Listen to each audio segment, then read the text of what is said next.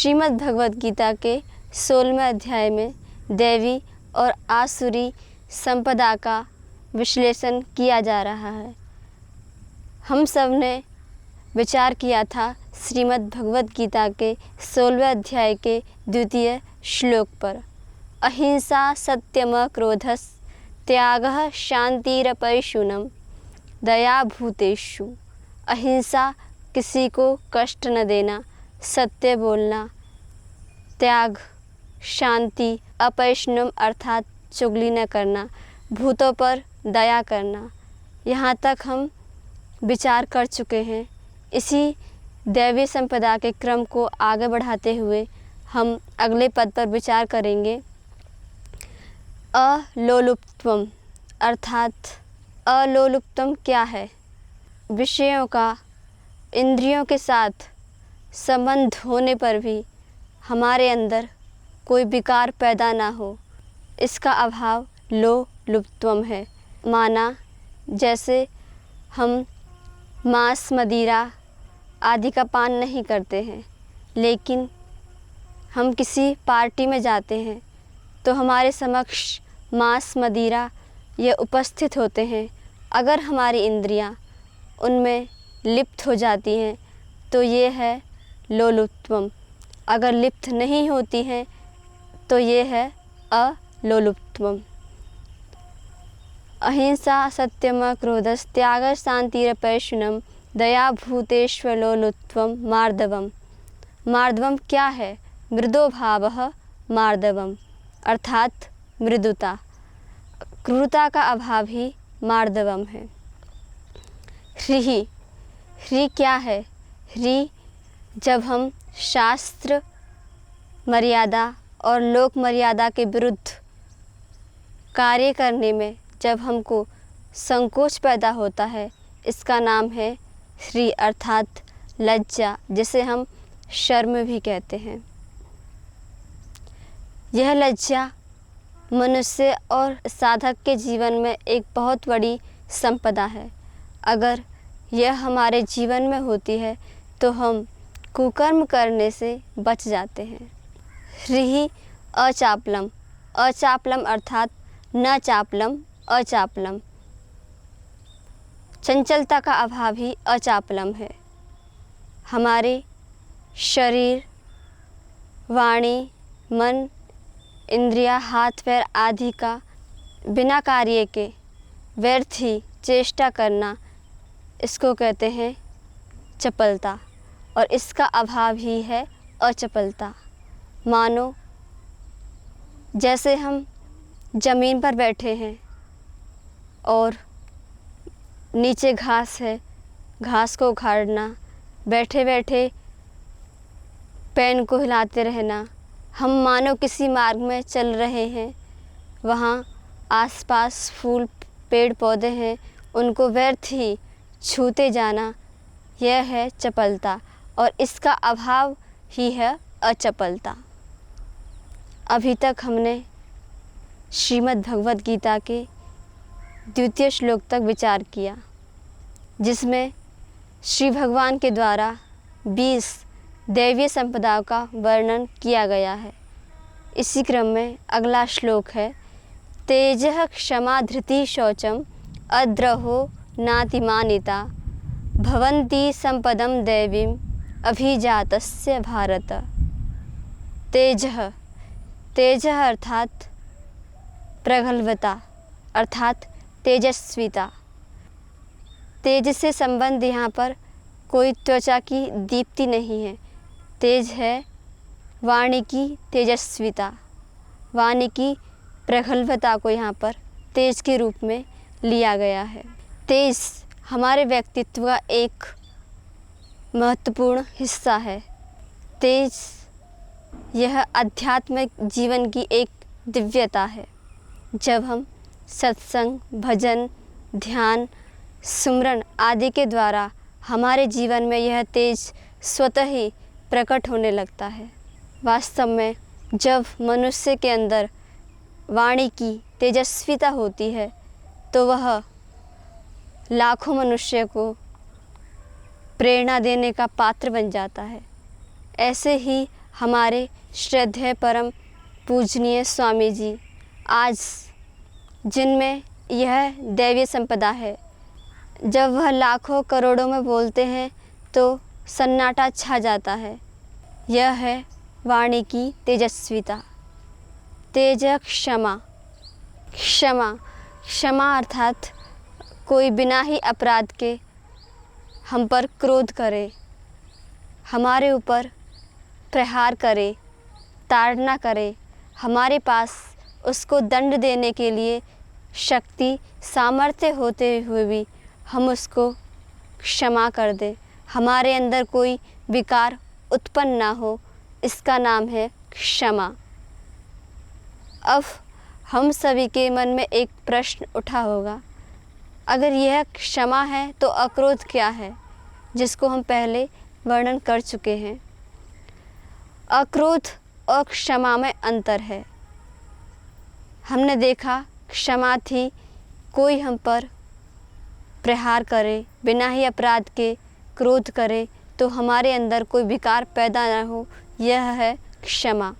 लेकिन ऐसी परिस्थिति जब आए, अगर हमारे अंदर क्रोध पैदा हो जाए और उसको शांत करना, यह है अक्रोध की स्थिति।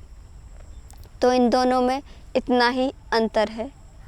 अगर हम देखें महर्षि पाणिनि के अनुसार क्षमा शब्द धातु से बना है क्षमु सहने, सहनम सर्व दुखानाम अप्रतिकार पूर्वकम।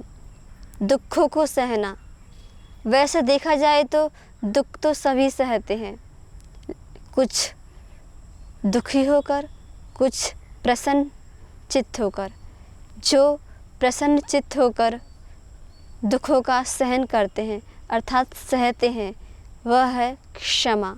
धृति। धृति क्या है? धृति है हमारी मन, इंद्रियों, शरीर आदि को जो निराशा में, अवसाद में होने से बचाती है, जिसके कारण हमारे मन, शरीर, इंद्रिय आदि निराशा में जाने से बच जाते हैं, वह है धृति।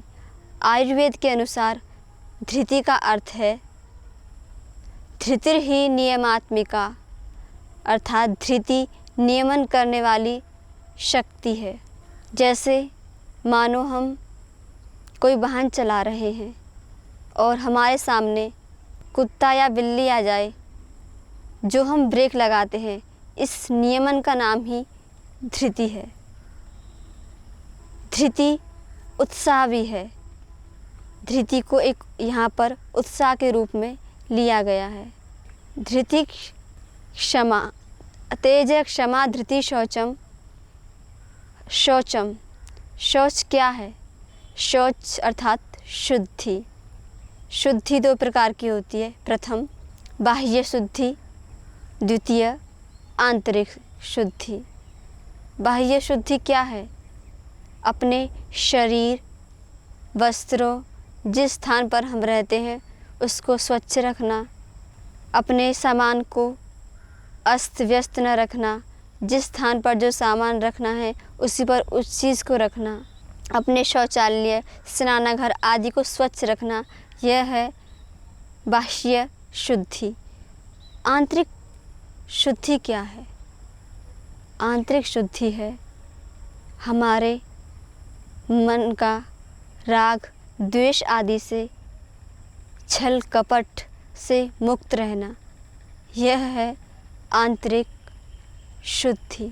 अगर हमारा मन छल कपट, राग द्वेष आदि से लिप्त रहता है, यह है आंतरिक अशुद्धि।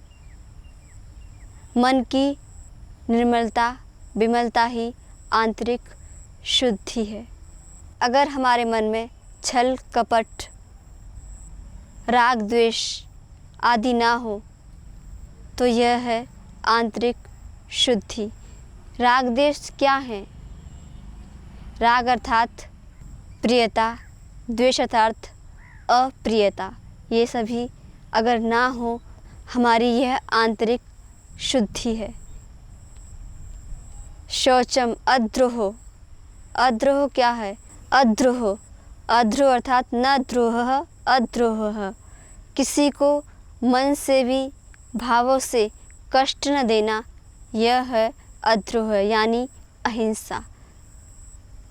महर्षि पाणिनि के अनुसार अद्रोह शब्द बना है द्रुह जिघांसायाम धातु से। किसी को कष्ट न देना यह अद्रोह है। हम सुनते भी रहते हैं कि यह देशद्रोही है, यह राज्यद्रोही है। जब हम जिस व्यक्ति के साथ और जिस समाज में रहते हैं, अगर हम वहाँ रहते हुए उनके साथ विश्वासघात करते हैं, उनकी ही जड़ को उखाड़ते हैं, तो इसका नाम है द्रोह, अर्थात द्रोह करना, और इसका अभाव ही है अद्रोह। यह एक दैवीय संपदा है। नातिमानिता, नातिमानिता क्या है? न अतिमानिता, नातिमानिता। अतिमानिता है पूज्यता का भाव, अपने अंदर एक विशेष पूज्यता का भाव होना, यह है अतिमानिता, और इसका भाव का नाम है नातिमानिता। अगर हम इसको व्याकरण के अनुसार देखें तो अत्यर्थम मानो अत्यर्थमाना स यस्य विद्यते अत्यर्थ अतिमानी, अत्यर्थमानिना भाव अत्यर्थमानिता तस्य भावो नातिमानिता। अर्थात हमारे अंदर पूज्यता विशेषता का अभाव होना ही नातिमानिता है। जैसे हम देखते हैं, मानो किसी ने हमको कोई शब्द वाक्य ऐसा बोल दिया कि जो हमको दिन रात कांटे की भांति चुभता रहता है। आखिर हम विचार करें तो ऐसा क्यों होता है? यह तभी होता है जब हमारे अंतःकरण में पूज्यता का भाव होता है, विशेषता का भाव होता है। अगर हम सरल रहें, शांत रहें, साधारण रहते हुए अपना जीवन व्यतीत करें, तो हमारे अंदर ये भाव पैदा नहीं होते। जैसे मानो कोई हमारे व्यक्तित्व, व्यक्ति, वस्तु के बारे में अच्छा कहे तो हमारे अंदर प्रशंसा पैदा होती है। अगर वैसे ही कोई हमारे व्यक्तित्व, वस्तु, व्यक्ति आदि के बारे में आदि का अवमूल्यन करे तो हमारे अंदर तिरस्कार का भाव पैदा होता है। आखिर यह क्यों होता है? यह तभी होता है जब हम अपने अंदर पूज्यता का भाव रखते हैं। अगर हम अपने अंदर से पूज्यता का भाव निकाल दें तो हम नातिमानिता इस दैवी संपदा में जी सकते हैं। देखा भी जाता है, जिस संस्था में हम रहते हैं, जिस घर में हम रहते हैं, उसमें पूज्यता के भाव के कारण अगर कोई हमको कुछ ऐसा वाक्य शब्द बोल दे तो हमारे अंदर एक खलबली मच जाती है। यही है अतिमानिता। आखिर हम अपने मन को ऐसा क्यों ना बना लें कि बाहर से कोई भी शब्द, कैसी भी परिस्थिति आए, हम अपने स्वरूप से डिगेंगे नहीं, अपने स्वरूप में ही आत्मस्थ रहेंगे। आखिर हम ऐसी स्थिति क्यों ना बना लें? यह काम तो हमको एक दिन करना ही होगा, नहीं तो हम पग पग पर हर एक परिस्थिति में ऐसे ही परेशान और कष्ट को सहते हुए जीवन जीते रहेंगे। अगर हमारे अंदर यह नातिमानिता का भाव नहीं रहेगा तो हम ऐसा ही जीवन जीते रहेंगे। अगर यह भाव नहीं है तो सोच लो कि हम प्रबुद्ध हैं, अर्थात हम अज्ञानी हैं। चाहे हमने कितने ही शास्त्र पढ़ लिए हों, चाहे हमारे पास कितना ही सामर्थ्य कौशल हो, चाहे हम कितने ही बड़े वक्ता हो, चाहे हम कितने ही अच्छे पढ़ाने वाले हों, अगर हमारे अंदर अभी तक यह स्थिति नहीं आई है तो इसका अर्थ है हमने अपने अंदर कार्य नहीं किया है। अगर हम विचार करें तो हमारा जीवन इतना ही नहीं है कि हमारे पास ढेर सारी कुशलताएं हो, अनंत सामर्थ्य हो, धन संपदा हो। इनसे परे हटके हमारा जीवन है। अगर हम विचार करें तो यह निषेध नहीं किया जा रहा है कि हम सामर्थ्य का अर्जन ना करें, अपने अंदर कुशलताओं को ना बढ़ाएं, धन संपदा का अर्जन ना करें, लेकिन अपने अंदर अतिमानिता अर्थात पूज्यता का त्याग करते हुए करें। तभी हम जीवन में आगे बढ़ सकते हैं। अगर हमारे जीवन में नातिमानिता अर्थात पूज्यता का अभाव नहीं होता है तो मानो अभी हमने कुछ कार्य नहीं किया है। भले ही हम कितना ही कार्य कर लें, अगर हमारे पास ये सामर्थ्य, कुशलता, धन संपदा होती है, हम इस जगत के लिए तो उपयोगी हो जाते हैं पर अपने लिए उपयोगी नहीं हो पाते हैं। हम जिस कार्य को करने के लिए इस जगत में आए हैं उससे हम वंचित रह जाते हैं।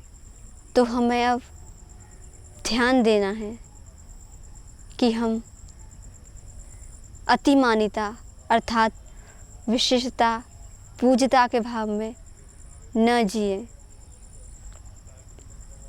अभी तक हमने विचार किया दैवीय संपदा के बारे में। यहाँ पर 26 दैवीय संपदाएं संपूर्ण हुई। भगवान श्री कृष्ण ने इन सभी गुणों को दैवीय संपदा के अंतर्गत रखा। अगर हम विचार करें और सोचें कि ये सभी गुण मेरे जीवन के लिए बहुत ही आवश्यक हैं तो हमारे चारों तरफ दैवीय संपदाओं अर्थात सेनाओं का ढेर लग जाएगा।